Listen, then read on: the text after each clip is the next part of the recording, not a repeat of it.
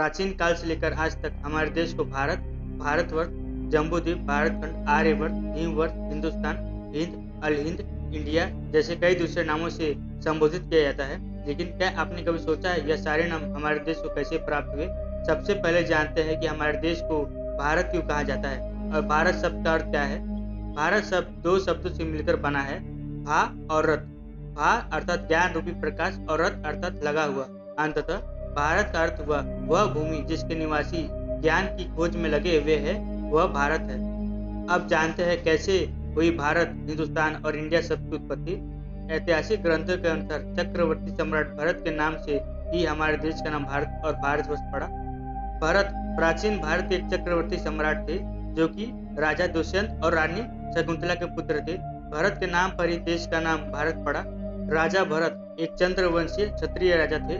भरत के बल के बारे में ऐसा माना जाता है कि वह बाल्यकाल में वन में खेल ही खेल में अनेकों जंगली जानवरों को पकड़कर या तो उन्हें पेड़ों से बांध देते थे या फिर उनकी सवारी करने लगते थे। इसी कारण ऋषि कर्णव के आश्रम के निवासियों ने उनका नाम सर्वदमन रख दिया था।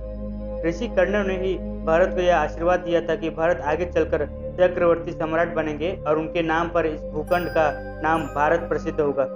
चक्रवर्ती सम्राट भरत के नाम से ही आज भी इस भूमि को भारत कहा जाता है। आप जानते हैं कैसे इस देश का नाम हिंदुस्तान पड़ा। इतिहासकारों के अनुसार मध्यकाल में जब भारत में तुर्क और ईरानी आए तो उन्होंने सिंधु घाटी में प्रवेश किया।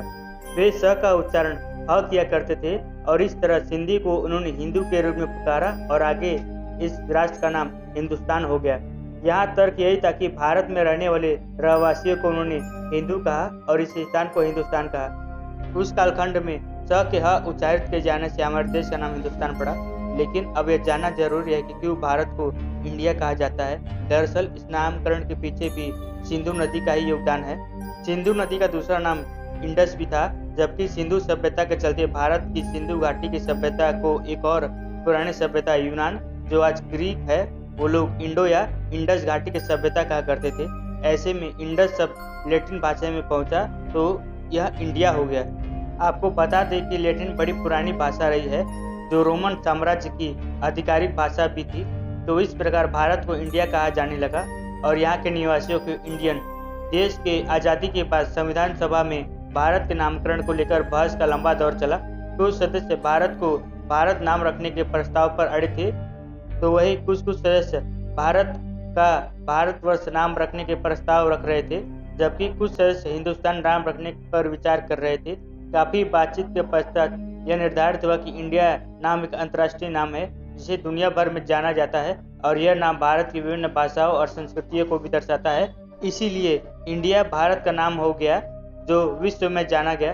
अंततः पूरे विश्व में हमारे देश को इंडिया के नाम से जाना जाने लगा, जबकि हमारे देश को लोग आज भी भारत और हिंदुस्तान बुलाते हैं। मित्रों, आशा करता हूँ कि आपको इस वीडियो के माध्यम से कुछ अच्छा सीखने को मिला होगा। अगर वीडियो पसंद आए तो शेयर जरूर कीजिए, जिससे भारत के ऐतिहासिक नामकरण का प्रचार हो सके, सनातन धर्म का प्रचार हो सके। जय हिंद, भारत माता की जय।